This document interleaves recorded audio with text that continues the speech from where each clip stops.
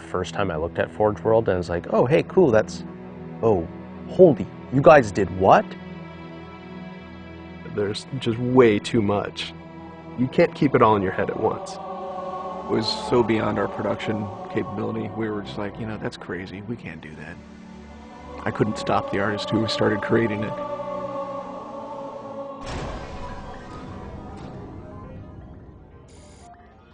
Forge is our editing tool that players can build their own maps. I mean, at its core, it's a map editor.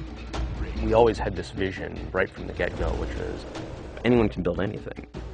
Giving the fans the tools, they can take it and run with it and make it their own. Forge World actually started as 5 separate maps. And I said, wouldn't it be cool if, like, you could play this and go over there and then play over there if you wanted? And Forge World was born. There were a lot of people telling us that, no, you cannot ship this as one big map. We have this awesome new automatically generated LOD system called impostering that makes objects that are really far away really cheap to draw. We're pushing what we can do with the Forge budget, so that lets us have many more objects up on the screen at once, which lets us put more objects into Forge. Interesting to take the Banshee or Falcon out for a spin in Forge World, because it actually takes a while to get from one end to the other. The second you come into this space, you should know that you're on Halo. Our old friend, the Forerunners, come back, because the Forerunners create all sorts of cool, interesting pieces of geometry. We wanted to give people a variety of locations that they could forge in a different way. So a gulch, an island, an interior, a very small outdoor pocket, and then the rock, which was kind of based off Ascension. Let's use a lot of interesting parts in it so that people can manipulate it or we can change it. Why don't we bring back Blood Gulch and carve it all up into pieces so that people can start manipulating it in interesting ways. And then Sanctuary was the other one. The Cage and Paradiso, that's just Chad and I playing with a map editor and actually building cool maps within Forge World. I mean, we were doing that exactly how the fans would do that. we definitely looked at what we did in Halo 3 and said, what can we learn from this? It's one thing to build just a stunning amount of map variants, but like nobody was expecting Forge art, I don't think. Like that was just a completely, whoa, what? The Rube Goldberg machines, yeah, those are everywhere. In Halo 3, it was cool that you could move things around, but it was still kind of clunky. And we're like, we have to make this better. What are some of the tricks that the community is using, and how can we make those not be tricks and just make those be tools? We took that stuff and made it like a real feature. There's normal, phased, and fixed.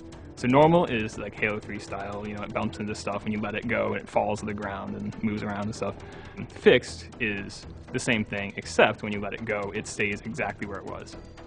And then phased is the coolest because it means that while you're editing the object, it's not actually interacting with the environment.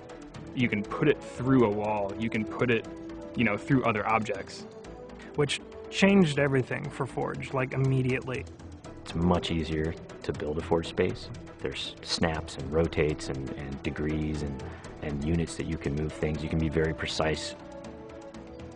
The camera controls, it's actually really good for object placement because like little touches on the stick don't translate into really sudden jumpy movements. And then we also have a fine editing mode. You click the stick in and then your camera starts moving very slowly. You're not spending like 3 hours trying to get one block to line up directly to 3 other blocks. You can select individual objects and say, get rid of all the objects of this type. So if you're trying to get rid of all the spawn points on a map because you want to go and replace all the spawn points, you can do that.